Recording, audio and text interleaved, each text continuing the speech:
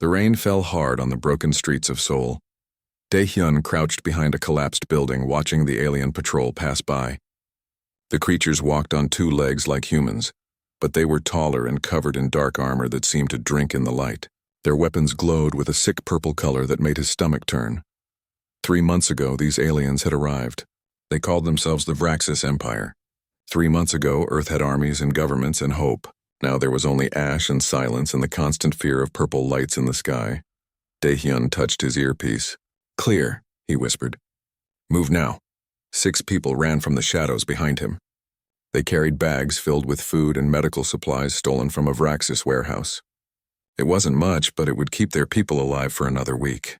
That was all anyone could hope for these days. Another week. Another day. Another hour. They made it back to the subway tunnel they called home.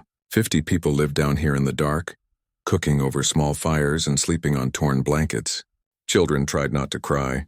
Adults tried not to scream. Everyone tried to pretend tomorrow might be better. "Captain Dae-hyun." A woman approached him. She wore glasses held together with tape, and her clothes were stained with dirt and chemicals. Her name was Hae-won, and before the invasion she had been a scientist. An important one, though she never talked about her old work. "What is it?" Dae-hyun asked, too tired to stand straight. "I need to show you something, alone." They walked deeper into the tunnel away from the others. Hae-won pulled out a small device that looked like a broken phone. The screen flickered with blue light. "I worked for the government," she said quietly, "on secret projects. Things they didn't tell the public about." "Everyone had secrets before," Dae-hyun said. "None of them saved us." "Maybe one did." Hae-won tapped the device. "I've been working on this for 2 months, trying to access old files. Files that were supposed to be destroyed if Earth ever fell. Why would they destroy files? To protect what's in them." She showed him the screen. Lines of text covered it, but most were corrupted or missing. There was a project called Glacier. They built something big, something hidden. Dae-hyun felt a small spark of something he'd forgotten. Hope. What did they build? I don't know yet. But look at this. She zoomed in on a single word that appeared over and over in the files. Antarctica. The ice continent? There's nothing there. Exactly. That's why they chose it. Hae-won's hands shook. The files mentioned power sources, weapons, a contingency plan in case first contact went badly. First contact did go badly, Dae-hyun said. "We're living in the aftermath." Before Hae-won could respond, someone shouted from the main tunnel. Dae-hyun ran back to find everyone gathered around a young man in a torn pilot's uniform. His name was Ji-ho, and he'd been one of the few fighter pilots to survive the first week of the invasion. "What happened?" Dae-hyun demanded. Ji-ho gasped for air. Blood ran down his arm.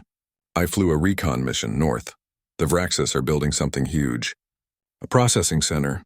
They're going to round up everyone left in Asia and take them there." "When?" 30 days. They're broadcasting it on every channel. "Submit or die." Ji-ho's voice broke. "Captain, we can't fight them. We have guns and knives. They have ships that can destroy cities." The tunnel fell silent. Everyone knew Ji-ho was right. The resistance movements across Earth were dying. Bullets didn't work on Vraxis armor. Bombs barely scratched their ships. Humanity was finished. Dae-hyun looked at Hae-won.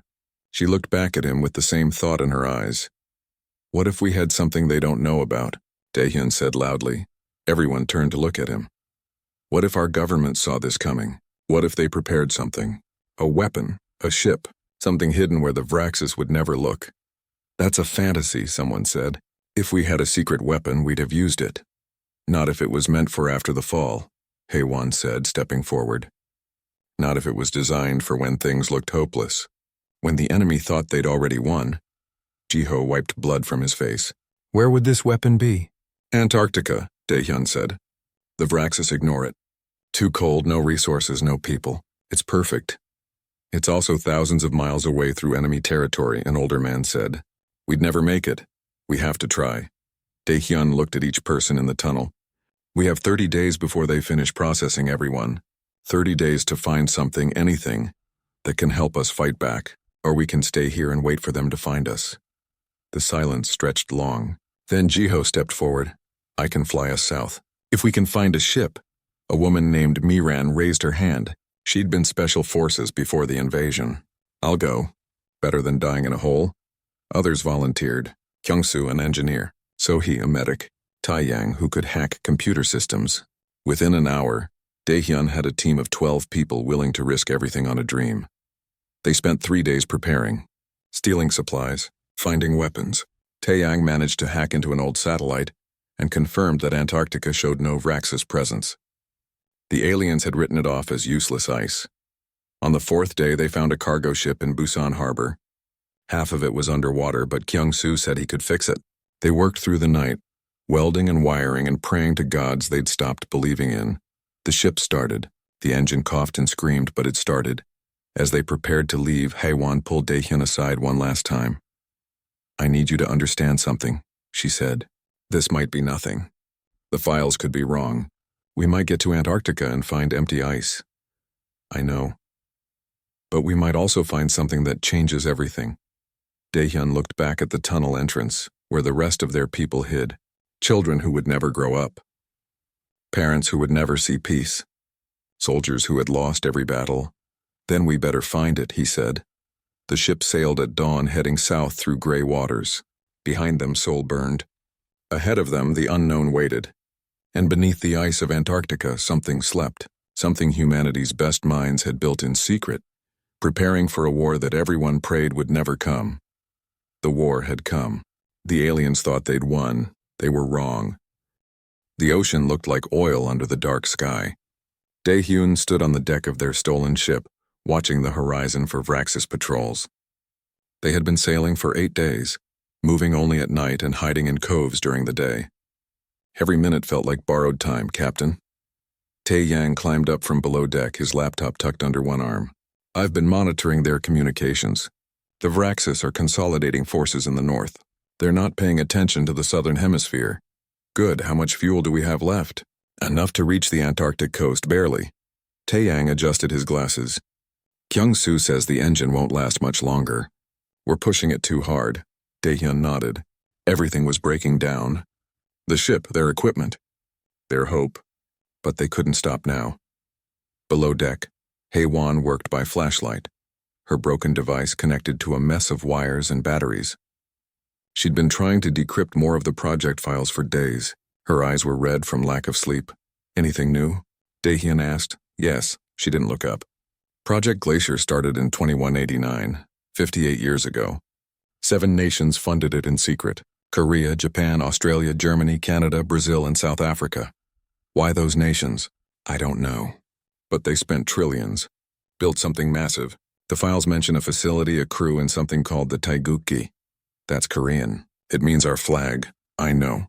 Hae-won finally looked at him. Whatever they built, they named it for home. That has to mean something. On the 10th day, they sailed past the ruins of Sydney. The city was empty, its buildings collapsed like broken teeth. Miran stood at the rail, staring at the destruction with hard eyes. "I had family there," she said quietly. "A sister. 2 nephews." Dae-hyun said nothing. There was nothing to say. Everyone had lost someone. Everyone had a city of ghosts following them. On the 13th day, a Vraxis patrol spotted them. The purple lights appeared in the afternoon sky, moving fast. Their ship couldn't outrun a Vraxis cruiser. They couldn't fight it. They were dead. "Cut the engine," Dae-hyun shouted. "Everyone below deck, now!" Ji-ho grabbed his arm. "What are you doing?" "We're going to play dead. They killed all power."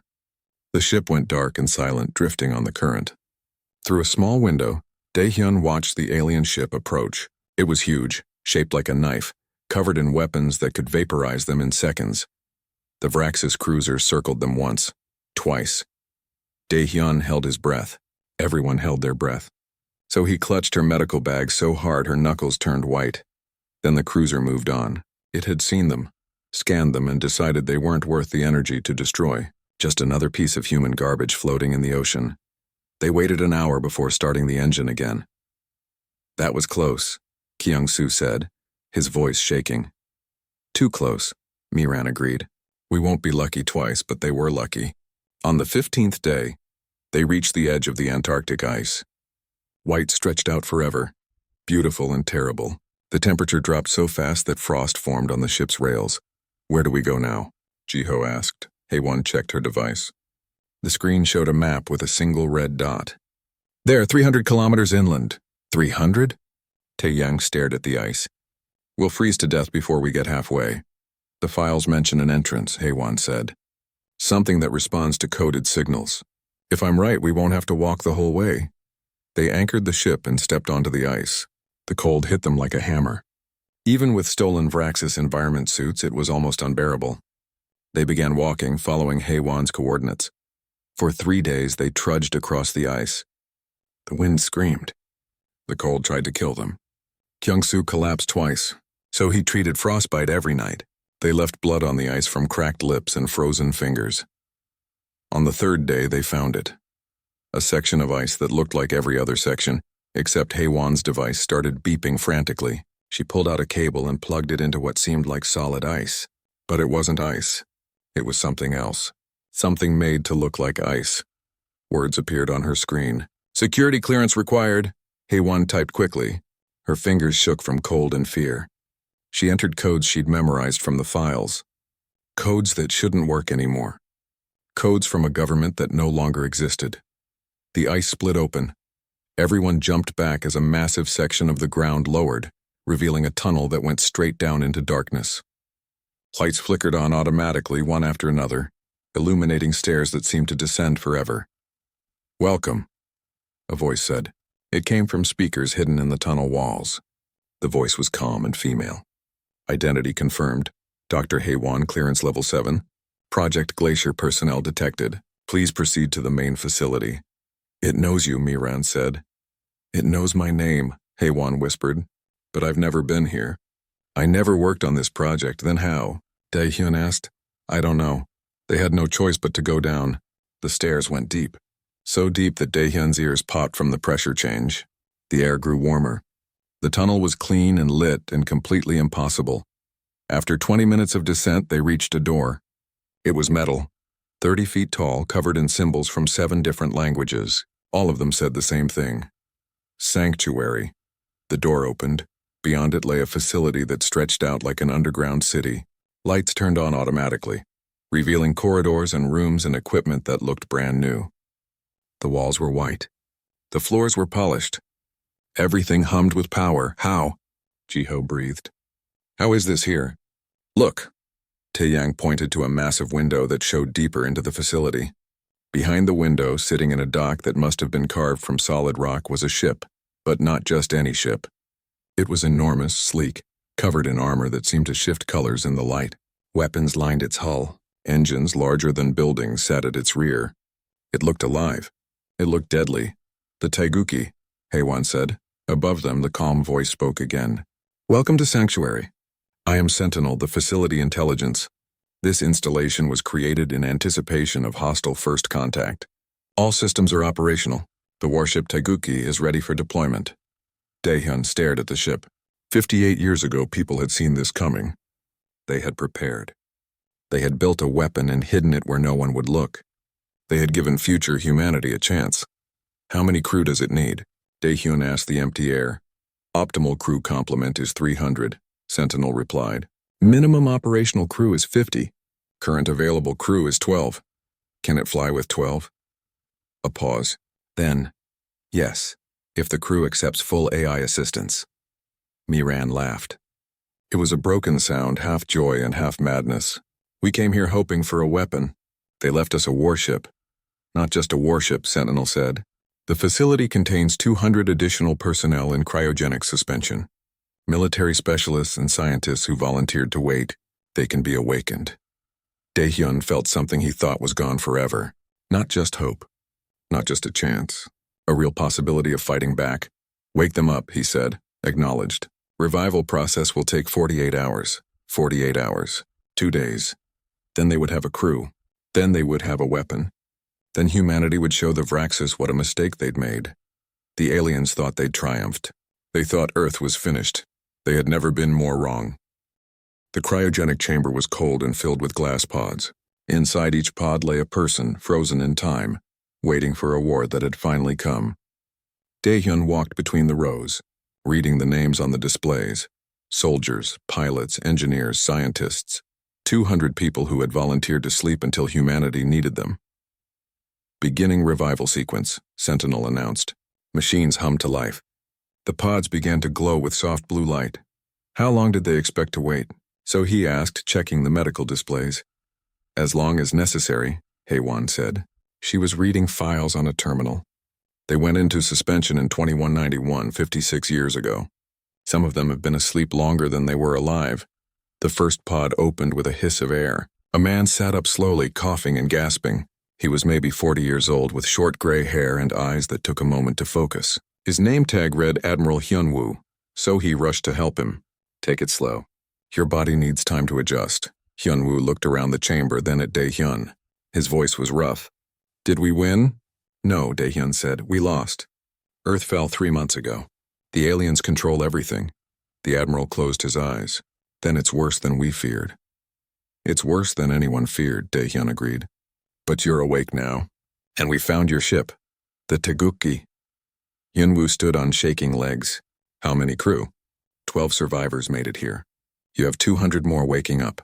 Not enough, but it'll have to be. The Admiral looked at Daehyun with sharp eyes. Who are you? Captain Daehyun, former Space Navy, now just a resistance fighter. Not anymore. Now you're my second officer. Hyunwoo walked toward the door. Show me the ship. Over the next day, the others woke up. Each one went through the same shock. The same grief. Learning that the war they'd prepared for had come and gone and been lost before they could fight. But each one also felt the same fierce determination. They had trained for this. They had given up their lives for this. They would not let it be in vain. Among the awakened were Colonel Warship, who had designed the weapon systems, and Dr. Yoonji, the scientist who had created the ship's core technology. They gathered in the briefing room, 212 people total, staring at a display showing Earth from space. Purple lights marked Vraxis positions. This is what we're facing, Daehyun said. The Vraxis Empire. They have a fleet in orbit, cruisers in every major city, processing centers ready to round up everyone left. What are their capabilities? Warship asked. Advanced shields, plasma weapons, ships that can glass a city in minutes. Daehyun pulled up footage Jiho had recorded. It showed Vraxis ships destroying human fighters with ease. The room was silent. Then Yoonji laughed. They don't know what they're facing. Everyone turned to look at her. The Taegukgi isn't just advanced, she said. It's revolutionary. We built it using theories that most scientists said were impossible. Quantum displacement drives that can move faster than anything in this system. Directed energy weapons that work on a molecular level. Shields that learn and adapt. Can it fight a whole fleet? Miran asked. It was designed to fight a whole fleet. Yoonji stood up and walked to the display. We assumed that if hostile first contact happened, Earth would lose conventionally. So we didn't build a conventional ship. We built something that could take on an entire invasion force and win. Hyunwoo studied the ship specs. We still need time to train, to prepare. We don't have time, Taeyang said. I've been monitoring Vraxis communications. They're moving up their timeline. They're starting mass processing in 5 days. Then we have 5 days to learn how to fly her. Hyunwoo looked at Jiho. You were a pilot? Yes, sir. Fighters, mostly. Think you can fly something bigger? Jiho looked at the image of the Taegukgi and swallowed hard. I can try. For the next 3 days, they trained constantly. Jiho connected to the pilot interface, learning to control the ship through neural link. Warship taught the weapons teams how to target multiple enemies. Kyungsoo and the engineers studied the power systems. Haewon and Yoonji worked on the quantum displacement drive. Daehyun barely slept. He watched the Vraxis communications with Taeyang, planning their attack. They couldn't win a long fight. They had one ship against an armada. They needed surprise. They needed to hit hard and fast. On the 4th day, Sentinel called everyone to the hangar bay. The Taegukgi is ready, the AI announced. All systems operational. Crew positions assigned. The ship sat in its dock, engines glowing with blue light. It was beautiful and terrifying. 300 meters long, covered in armor that looked like liquid metal. Weapons ports lined its sides. At the front, a massive cannon ran half the length of the ship. That's the Graviton Cascade Cannon, Yoonji said proudly. The most powerful weapon ever built by human hands. It creates a directed singularity that tears apart matter at the molecular level. How many shots? Hyunwoo asked. 3, maybe 4 before we need to recharge. Each shot takes enormous power. Then we make them count. The crew boarded the ship. Inside it was clean and advanced and humming with power. Stations lit up as people took their positions. Jiho sat in the pilot seat and gasped as the neural interface connected. He could feel the ship. Every system, every weapon, every inch of armor. "This is incredible," he whispered. "This is war," Hyunwoo said from the command chair. "Sentinel, open the launch tunnel." Deep in the ice above them, massive doors began to move. They had been sealed for 56 years, hidden so perfectly that even satellites couldn't detect them. Now they opened to the sky. "All crew, this is Admiral Hyunwoo. We're about to do something insane.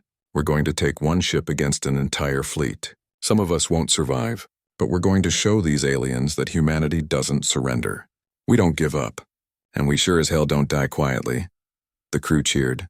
It was a sound that echoed through the ship, a sound of hope and rage and determination. "Pilot," Hyunwoo said, "take us up."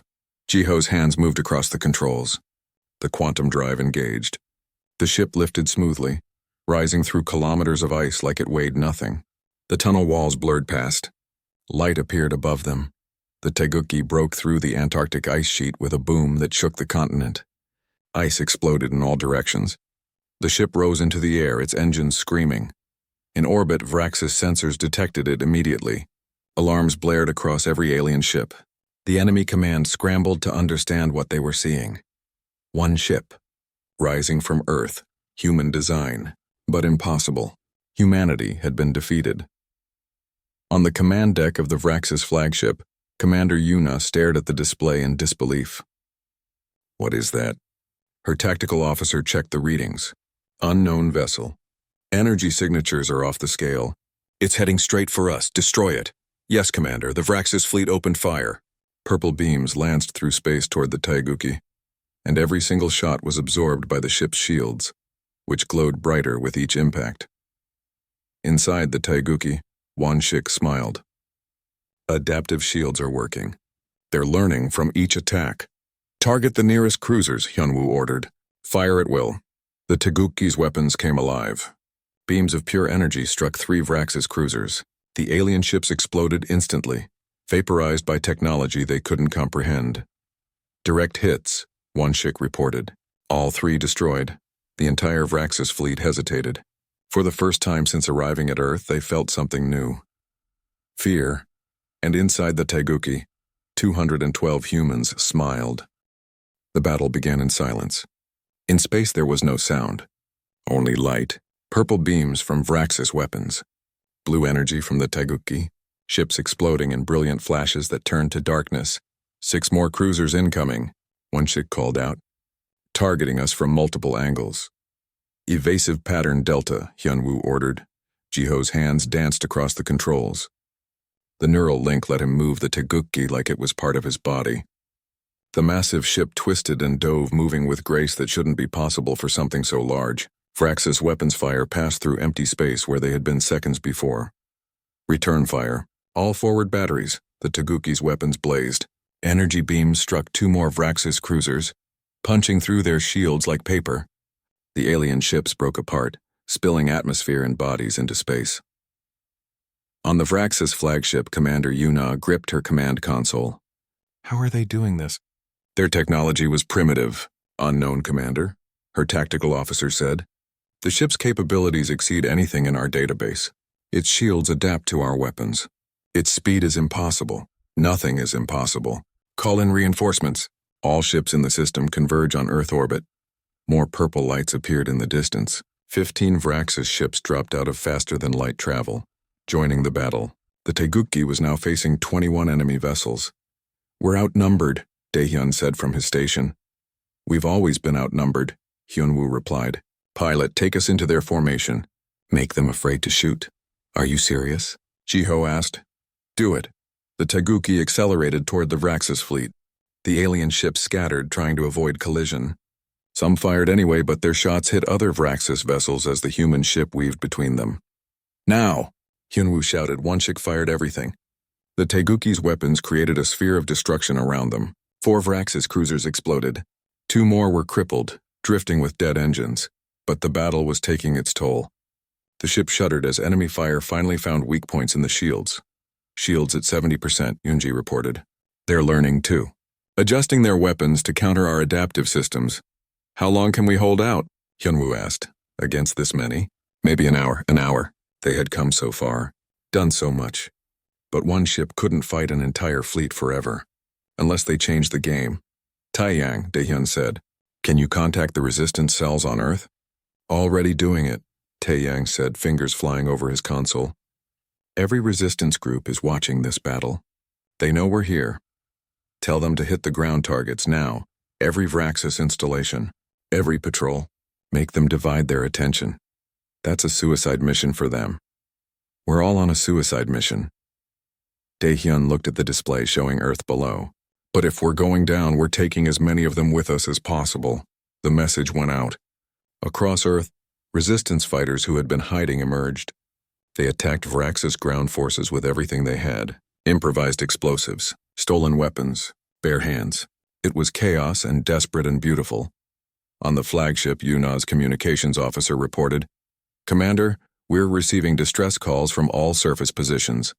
The humans are attacking everywhere simultaneously. That's impossible. They're broken, defeated. They're fighting, Commander. The ground forces are requesting support. Yuna stared at the battle display. The human ship. The planet-wide uprising. Something cold settled in her chest. This wasn't supposed to happen. Humans were supposed to accept defeat. They were supposed to understand when they were beaten. Pull half our fleet back to support ground operations, she ordered. Commander, that will leave us vulnerable to the warship. Do it. I won't lose control of the planet because of one ship. 8 Vraxis vessels broke off from the orbital battle, heading to Earth's atmosphere. That left 13 facing the Teguki. Better odds. Not good odds, but better. Shields at 40%, Yoonji said. We need to end this soon. Hyunwoo made a decision. The kind of decision that separated ordinary commanders from legends. Target the flagship. All power to the Graviton Cascade cannon. Yoonji's eyes went wide. Sir, that will drain our shields completely. We'll be vulnerable. I know. Do it. The ship's lights dimmed as power redirected to the main weapon. The massive cannon on the Teguki's front began to glow. Brighter and brighter.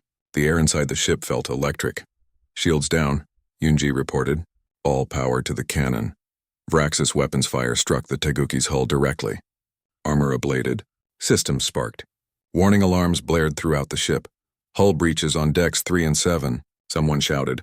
Hold steady, Hyunwoo said calmly. Weapons, do you have a lock? Wonshik's hands shook as he worked. Locking on flagship? Locked. Fire. The Graviton Cascade cannon fired. The beam that emerged was different from anything else in the battle. It wasn't just energy. It was something fundamental. A directed singularity that warped space itself. The beam crossed the distance to the Vraxis flagship in an instant, and then the flagship simply stopped existing.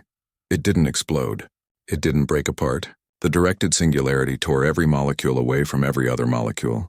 The massive Vraxis command ship turned to dust, then to atoms, then to nothing.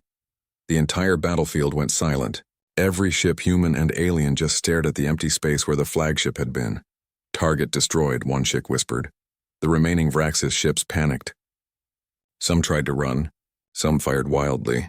Their formation collapsed. Their coordination died with their commander. Shields back online, Yoonji said. Cannon recharging. Pick them off, Hyunwoo ordered. The Teguki hunted the remaining Vraxis vessels. One by one they fell. Some were destroyed. Some fled to faster-than-light speed, running for their lives. The battle that had started with one human ship against 21 alien cruisers ended with the Teguki damaged but victorious. In the command chair, Hyunwoo allowed himself to breathe. They had done it, survived. Won. On Earth, people emerged from hiding to see the sky. The purple lights were gone. In their place, one blue star. The Teguki. A name that meant their flag. Their home. Their hope. Daehyun contacted the resistance cells. This is Captain Daehyun of the Teguki. Earth still stands. Humanity still fights. Tell everyone. Tell them we're not finished. The message spread across the planet. Through underground networks. Through hidden radios. Through word of mouth. People who had given up hope felt it return. People who had accepted death chose to live. People who had thought they were defeated remembered how to fight. In the ruins of Seoul, in the tunnels where Daehyun's people had hidden, someone started singing. An old song. a national anthem that no one had sung in months. Others joined in. The song echoed through the darkness, becoming a declaration. We are still here. We are still fighting. We are still human. The Taguchi orbited Earth, scarred but unbroken. Inside, the crew worked to repair the damage. They had won one battle, but the war was just beginning. On a Vraxis communications ship fleeing the system, a message was transmitted across the galaxy. A message that would reach the Vraxis Empire in days. Earth is not defeated. They have weapons we didn't know about. Ships we can't match. Request immediate reinforcements. The message included footage of the battle, of the Taiguchi destroying the flagship, of one human ship defeating an entire fleet. The Empire would see it. They would understand. Earth was no longer easy prey.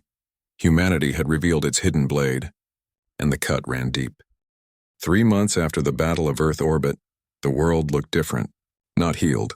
Healing would take years, maybe decades, but different. Alive. Fighting back. Dae-hyun stood in the restored command center in Seoul, watching displays that showed Vraxis positions across the solar system. They were retreating, slowly, carefully, but retreating. Another facility just activated, Tae-yang reported. This one on Europa. Jupiter's moon. What is it? A shipyard. Automated. It's been building ships for 50 years. Tae-yang pulled up images. There are 4 more Taguchi-class warships in various stages of construction, and the designs for a dozen more. Dae-hyun felt his breath catch. They built more? They planned ahead. Way ahead. Haewon walked into the room carrying a tablet. I've been cataloging all the hidden facilities we've found. There are 17 so far. Some on Earth, some on Mars, one on Titan. They're all waking up now that we've activated the network. Project Glacier had been bigger than anyone imagined. The scientists and military leaders of 56 years ago had seen first contact as a potential threat and prepared accordingly. They had hidden weapons and ships and technology across the entire solar system, waiting, ready. How many people in total? Tae-hyun asked. Another 800 in cryosleep across all facilities, Haewon said. We're waking them up in stages. Plus, we've been recruiting from the resistance, training new crews. In a few months, we'll have a proper fleet. The words felt impossible and real at the same time. On the Taguchi, which now orbited Earth as its guardian, Jiho ran training exercises with new pilots. The ship's neural interface allowed them to control fighter craft that emerged from hidden hangar bays. Small ships, fast ships, each one built with the same advanced technology as the Taguchi. Blue Squadron tightened that formation, Jiho said into his headset. The Vraxis won't give you room to be sloppy. The pilots adjusted. They were getting better. Every day they got better, learning to fly ships that responded to thoughts, learning to fight with weapons that could punch through Vraxis shields. In the sanctuary facility beneath Antarctica, Yoonji worked with a team of scientists. They were studying captured Vraxis technology, learning how the enemy ships worked. But more importantly, they were improving the human ships. The adaptive shields can be enhanced, Yoonji said to her team. If we adjust the quantum field generators, we can reduce power consumption by 30%. That means longer fights, less recharge time. One chick entered the lab. How long before we can upgrade the fleet? 2 weeks for testing. Another month for full implementation. Make it faster. The Vraxis are bringing reinforcements. That was the problem. Earth had won one battle, but the Vraxis Empire controlled hundreds of worlds. They had resources humanity couldn't match. Ships in the thousands, soldiers in the millions. They would come back stronger, but so would humanity. Admiral Hyun-woo convened a meeting of all the resistance leaders and awakened military personnel. 50 people gathered in the sanctuary briefing room, representing what remained of Earth's organized defense. We can't just defend, Hyun-woo said. Defense is what got us conquered in the first place. We need to take the fight to them. We barely have enough ships to protect Earth, someone argued. Then we build more ships. We activate every facility. We wake every sleeping soldier. We recruit every person willing to fight. Hyun-woo pulled up a star map showing Vraxis-controlled space. And we start liberating the worlds they've conquered. That's insane, another officer said. We're one species. They're an empire. They were an empire of victims, Miran said, standing up. Every world they control, they conquered. Every species they ruled, they enslaved. What if we give those species hope? What if we show them that the Vraxis can be beaten? The room fell quiet. Then Daehyun stood. We've already proven humans can fight back. Let's prove others can too. The vote was unanimous. Over the next 2 months, humanity worked faster than ever before. The Europa shipyard came fully online, completing the 4 waiting Taguki-class warships. They were named Taguk, Mugunghwa, Baekdu, and Arirang, each one crewed by a mix of awakened personnel and trained resistance fighters. Hidden factories on Mars began producing weapons and ammunition. Automated mining facilities on asteroids provided resources. Every system built by Project Glacier came alive, working in concert. The Vraxis watched in growing alarm. Their intelligence reported impossible things. Humans building ships, training armies, preparing for war. Species that had been defeated 3 months ago were somehow becoming a threat. The Vraxis Empire sent a fleet, not a small patrol, not a garrison force, a real fleet. 60 warships, enough to glass every city on Earth twice over. They arrived expecting to crush the human rebellion. They found 5 human warships waiting for them. The Battle of the Outer Rim, as it would be called, lasted 7 hours. The human ships used tactics that confused the Vraxis. They fought in coordination, sharing targeting data through quantum links. Their shields adapted to every weapon. Their speed made them impossible to pin down, and when the battle ended, 40 Vraxis ships were destroyed. The rest fled, transmitting panicked messages about human technology and impossible capabilities. Earth didn't lose a single ship. News of the battle spread across the galaxy.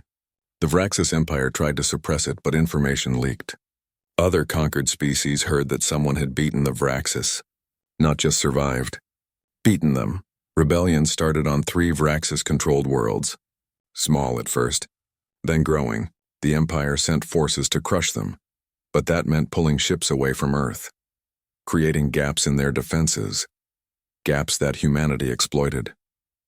6 months after the Taiguchi first emerged from Antarctica, a human fleet arrived at Vraxis-controlled world called Kelion. The natives there had been enslaved for 15 years. They had given up hope until they saw 5 human warships in their sky, attacking the Vraxis garrison. The battle was short. The Vraxis fled. The Kelion people were free.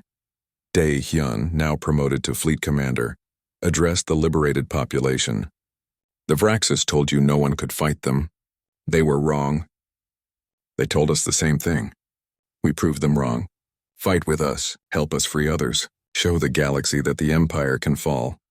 The Kelion joined humanity's cause. So did the next 3 species humanity freed. In the next 5 after that, a coalition formed, not of conquered victims but of allied warriors. The Vraxis Empire finally understood what they were facing. Not just humanity, not just Earth, a movement, a rebellion that was spreading faster than they could contain. The Empire sued for peace. Admiral Hyunwoo received the transmission aboard the Taguchi. Commander Yuna, who had survived the first battle and been demoted for her failure, appeared on screen. Humanity has proven worthy, she said stiffly. The Empire proposes a ceasefire, recognition of Earth's sovereignty, withdrawal from your system. Not good enough, Hyunwoo said. Release every world you've conquered. Dismantle your slave operations. Submit to independent oversight, or we keep fighting. You cannot defeat the entire empire. Maybe not, but we can make it too expensive to keep fighting. We can free enough worlds that your empire collapses from within. We can turn every conquered species into another humanity, another enemy you can't afford. Yuna's expression was unreadable. I will relay your terms. The transmission ended. On Earth, people celebrated in the streets. Not because the war was won. It wasn't, not yet. But because they had survived. Because they had fought back. Because humanity had proven that being defeated didn't mean being broken. Daehyun stood on the bridge of the Taguchi, looking at Earth below. The planet was scarred. Millions had died. Cities lay in ruins. But lights were coming back on. People were rebuilding. Hope was returning. Haewon joined him at the window. Do you think they'll accept our terms? I don't know, maybe not, Daehyun smiled. But they thought they'd triumphed. They thought we were finished. They learned how wrong they were. What happens now? Now we keep fighting. Keep freeing worlds. Keep building ships. Keep showing the galaxy that humanity doesn't give up. He turned to her. We were defeated in 3 months. Let's see how long it takes us to win. The Taigukgi's engines glowed blue as it prepared to jump to faster-than-light speed. Below, Earth continued to heal. Above, the stars waited. And across the galaxy, the Vraxis Empire faced something they had never encountered before. An enemy that refused to stay defeated. An enemy that turned their darkest moment into a beginning. An enemy that had hidden a blade beneath the ice and emerged stronger than before. They had thought they'd triumphed. They had thought wrong. And now they would learn what humanity had known all along. Defeat is only permanent if you accept it. Humanity never would.